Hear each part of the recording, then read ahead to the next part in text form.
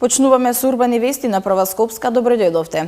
Од 1 ноември почнува поставувањето на зимските тераси на угостителските објекти. Собствениците можат да доставуваат барања најдоцна до 31 октомври. Повеќе на оваа тема ќе ви прикажеме понатаму во вестите, а сега следува генералната најава. Граѓаните досега пријавиле над 300 диви депонии во Скопје. Ругање со Христос на отворањето на Киненова. Поставувањето урбана опрема во зимски услови почнува од 1 ноември. Размена на искуства во искористувањето на средства од ЕУ со хрватските општини.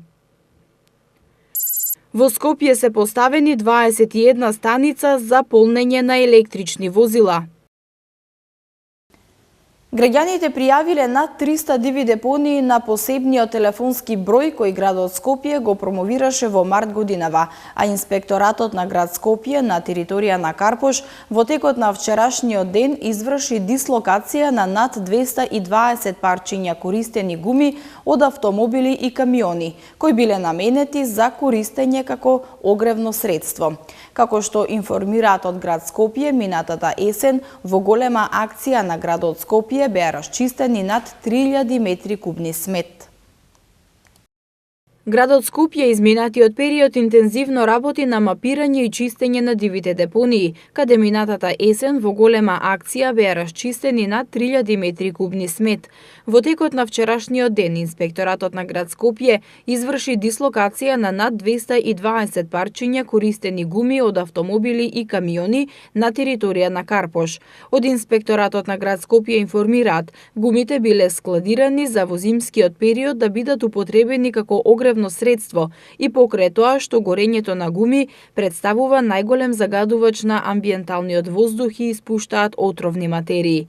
Инаку градот Скопје во март годинава промовираше посебен телефонски број 070 270 557, на кој граѓаните можат преку Вибер да пријават диви депонии со праќање на порака и фотографии, а истите можат да ги пријават и до официјалната Facebook страница на градот. Од град Скопје информираат дека досега граѓаните пријавиле над 300 диви депонии, а поради зголемената потреба на последниот ребаланс на буџетот на град Скопје за 2018 година беа зголемени средствата за оваа намена за дополнителни 5 милиони денари. Активностите на јавното предпријатие комунална хигиена се за чистење на истите, а и за спречување на креирање на нови депонии. Зголемени се и активностите на инспекцијските служби на градскиот инспекторат, кој работи во координација со државните и општинските инспекцијски служби. Град Скопје информира дека од 1 ноември почнува поставувањето зимски тераси на угостителските објекти во Скопје. Собствениците на угостителските објекти барањата треба да ги достават најдоцна до 31 октомври. Општинските инспектори се надлежни за контролирање на локалите, велат од градот. Од 1 ноември годинава почнува зимската сезона за вршење дејност надвор од деловен простор и поставување урбана опрема. Градот Скопје ги информира сите заинтересирани корисници на јавни површини за добивање одобренија за вршење дејност надвор од деловен простор и за поставување урбана опрема за зимската сезона 2018-2019. Своите барања да ги достават во архивата на град Скопје најдоцна до 31 октомври. Заинтересираните барањето може да го најдат на веб страницата на град Скопје или во архивата на градот. Од градот соопштија дека корисниците на јавни површини кои имаат одобренија од зимската сезона 2017-2018 година треба да го достават стариот елаборат, нова тековна состојба за сопствен имот, имотен лист за деловниот простор и дворно место и катастарски план за парцелата. По доставените документи за исполнетите обврски кон градот и општините, град Скопје се обврзува во рок од 5 работни дена да издаде одобрение за поставување урбана опрема. Зимската сезона за вршење дејност надвор од деловен простор и поставување урбана опрема завршува на 30 март следната година. Инаку цената на давачките за поставување на зимски тераси е 15 денари за метар квадратен на ден во сите делови на Скопје, а за време на летната сезона собствениците комуналната такса ја плаќаат предвреме за 7 месеци, а за зимската сезона ја плаќаат 5 месеци предвреме. Општинските инспектори се надлежни за контролирање на локалите. Доколку некој од сопствениците работи без одобрение, прво ќе биде едуциран, а потоа може да се соочи со забрана за работа во рок од 1 месец. Во програмата за поставување урбана опрема прецизно е наведено дека зимските тераси треба лесно да се монтираат и демонтираат со максимална висина од 1,5 метар. Во зимските услови над оградената жардинјера, која може да биде висока 80 см. Со правилникот се овозможува привремено поставување преграда во дополнителни 70 см, за да ги заштитува посетителите од студ. Утре вечер со прикажување на филмот Ругање со Христос започнува фестивалот на дебитантски филм кој под мотото Првиот никогаш не се заборава ќе се одржува до 12 октомври. Специјална гостинка на фестивалот е звездата на југословенскиот филм Аница Добра, која ја доби наградата за особен придонес во светската филмска уметност. Третиот меѓународен фестивал на дебитантски филм Кине Нова, кој започна вчера, денеска ја презентираше богатата понуда на филмови. Специјална гостинка на фестивалот е српската театарска и филмска актерка и звезда на југословенскиот филм Аница Добра, на која ќе биде врачена награда за особен придонес во филмската дејност. А задутре од 18 часот во Кино Милениум, во рамки на Бела ноќ, во незина чест ќе биде прикажан филмот Жената со скршен нос на Срѓан Колевиќ од 2010 година, во кој таа игра една од главните улоги. Добра денеска на пресконференција искажа огромна благодарност за наградата и рече дека во моментите кога ќе се сомнева во својот квалитет, секогаш ќе се посетува дека оваа награда ја добила за особен придонес во светската филмска уметност. У моим годинама у којима сам ја не могу више да очекувам, тоа потпуно природно На мои години не може да се добиваат само главни улоги. Обично тие ги добиваат млади луѓе, бидејќи имаат своја публика во кино и театар. Добро е да се пројде границата и да почне да се глуми и тетка и баба. А тоа е особено добро ако во овие улоги дојдат и пред физички да остариш. Затоа треба да се соработува со младите, затоа што тие се многу посупериорни од нас кога бевме млади. Оваа работа е многу благородна, да се препознаеш во некого и некој да се препознае во тебе, да сватиш дека сите сме поврзани. Докај ќе стигнеме, зависи само од нас. И докле ćemo догурати зависи исклучиво од нас. Фестивалот Кине Нова утре вечер ќе биде отворен со македонската премиера на Ругање со Христос, дебитантски филм на Јани Бојаджи, околу кој се крена огромна прашина. Бојаджи ги повика љубителите на филмската уметност да дојдат и да го погледнат филмот, кој можеби нема да има репризно прикажување бидејќи му се заканува цензура. До момент за филмот се зборува според трилери. Според идејата за тоа дека некој не само што видел телефон, туку јадал. Така да, јас кој како може, кој како знае, затоа што огромна е можност ова да биде утре да биде една единствена прикажување. Затоа што јас и покрај сите напори кои ги правам филмот да се покаже низ државата, тоа станува невозможна мисија и така кој ќе да Филмот е во официјалната селекција на фестивалот, во која се уште 7 филмови. Една програма надвор од компетиција или out of competition, да не го заборавиме тој значаен филм, значи Граница на Али Абаси или Borders, кој што е победник на програмата Certain Regard во Кан оваа година. Инаку дополнителни програми се програмата Фокус на Норвешка, кој што е прво представување на норвешката кинематографија во Македонија. Потоа имаме програмата Дебитант од Бергман или Бергман како дебитант, каде што ќе се прикажат неговите први два филма во духот на фестивалот, нели ги откриваме почетоците на Бергман и вкупно 4 филмови од неговата прва фаза. Потоа имаме програмата Европско култура во контекст на годината на европско културно наследство, која што е наречена Балканската аудиовизуелна уметност како значајно европско културно наследство. И тука се прикажуваат 3 значајни филмови пред дождот на Милчо Манчевски, потоа Устав на Република Хрватска на Рајко Грлич и филмот Улисис Гейс на култниот Тео Ангелополус. Потоа е програмата Децата и киното. Фестивалот ќе трае до 10 октомври. Покрај филмовите за награди ќе има и ревијална програма, а земја во фокусот годинава е Норвешка, од каде ќе има 5 филмски остварувања. Општина Илинден ќе реализира проекти за обезбедување одржлив локален и економски развој и подобра иднина на жителите. Општината има подготвено и изработено техничка документација, проекти и апликации во вредност од 11 милиони евра. Делегација на општината, предводена од градоначалникот Жика Стојановски, ја посети збратимената општина Решетари од Република Хрватска, со цел да се разменат искуства во начините на подготовка, аплицирање и реализација на проекти со средства од фондовите на Европската Унија.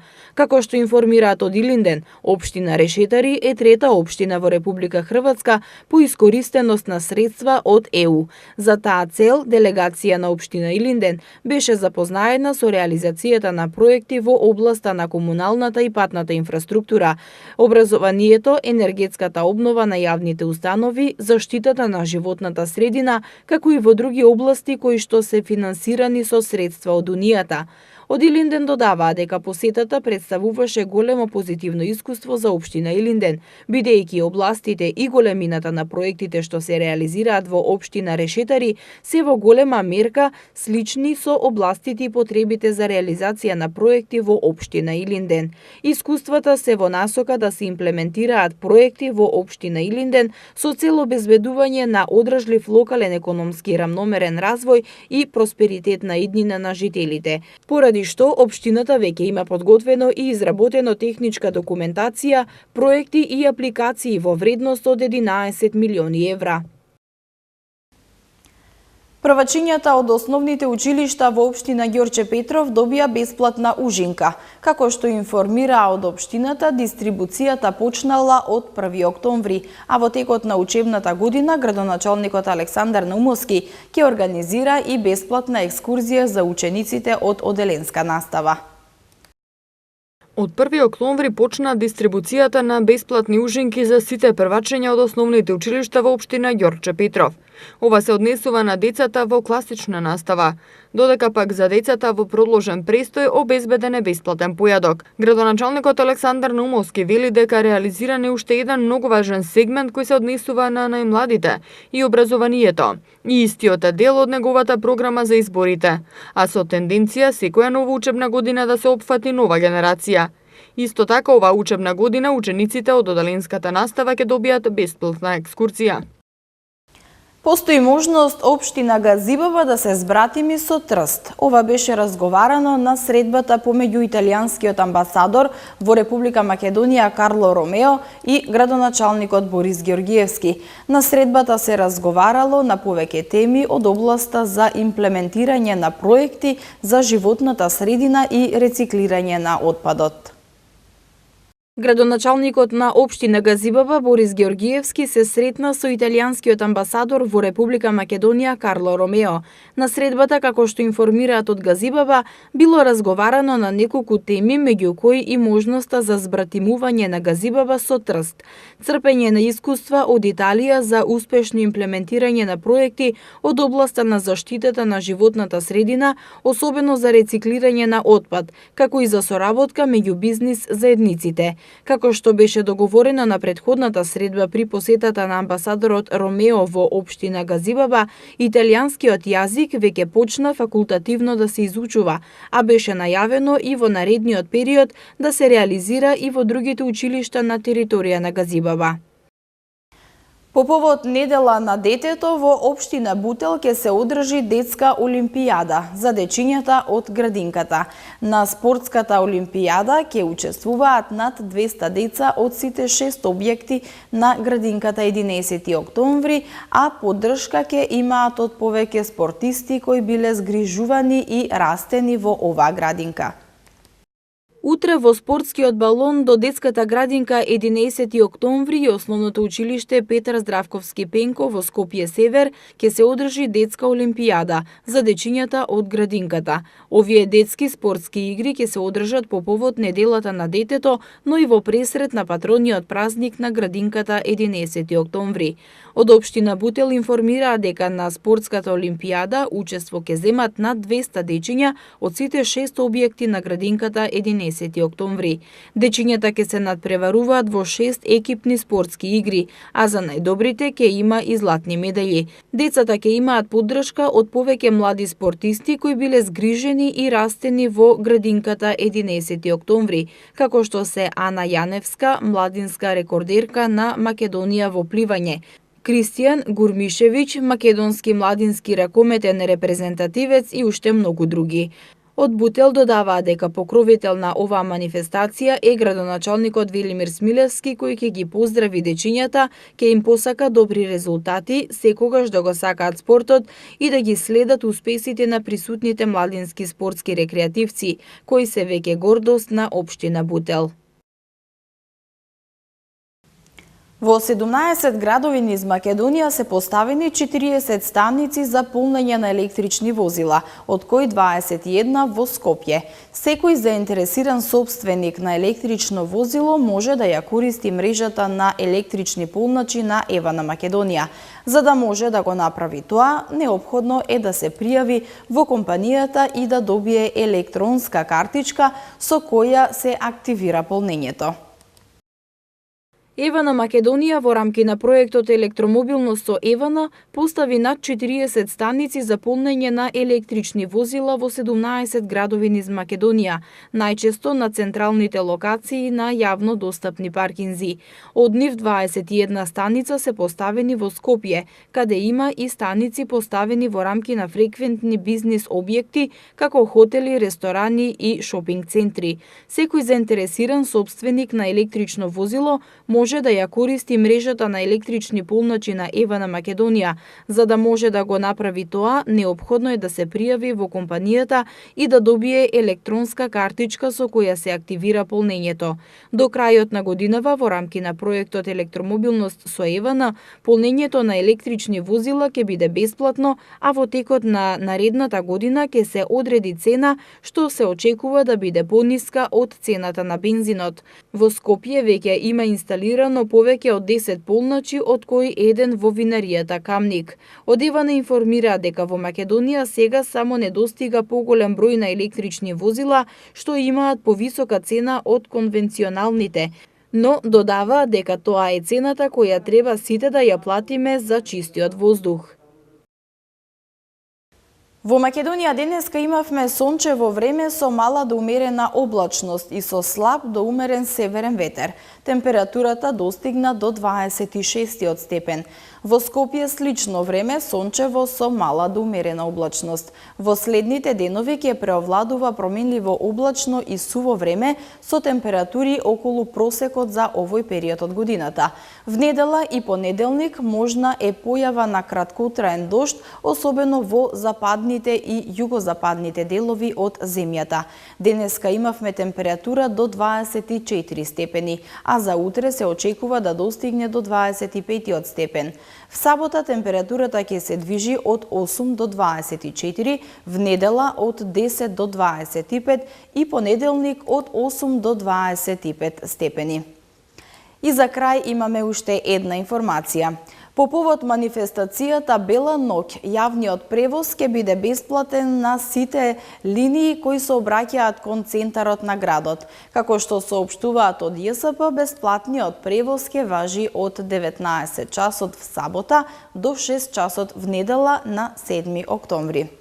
Почитувани гледачи, со оваа вест ги завршуваме урбаните вести. Ви благодарам што бевте со нас. Повеќе наслови можете да прочитате на нашата веб страна mtm.mk и на социјалните мрежи Facebook и Twitter.